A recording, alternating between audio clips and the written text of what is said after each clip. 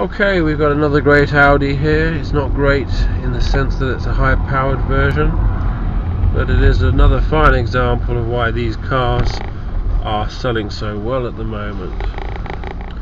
First thing I can bring to attention with this car is maybe a couple of little bad points I've just figured out. The wing mirrors, although I may be being a little critical here, although they do the job, they could be a little bit broader towards the ends, but they are in the right height. Visibility in the rear window, very narrow, but it's got enough going on there. The headrests do occupy a lot of the space, which I think is unnecessary.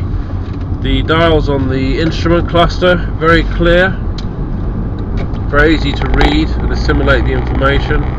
No congestion there. In fact, that's one of the best layouts I've seen in a long time.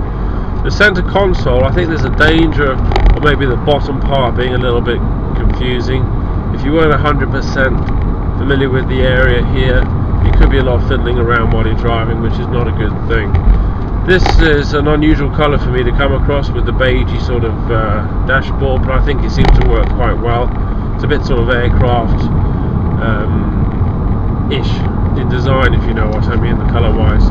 The steering on this car is fantastic. It's lovely. It zooms along effortlessly. There's no heavy steering at all. It's very light, very precise. The car seems to respond well to it. I can't say I would believe it'd be like that in the rain, because today's a very dry day.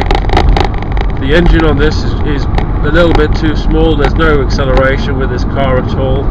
It's certainly not built for speed. I've just changed from the normal drive setting to the sport setting on the motorway, and I can say I really didn't notice much difference at all. If there was any difference, it was very, very subtle. So that's probably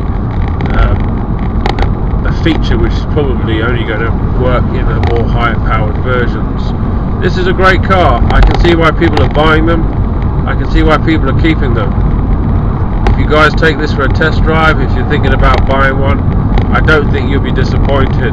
However, being a front wheel drive, I would recommend you do it when the roads are wet, because you may find the front wheel drive is not such a good option after all. All in all, a very good car.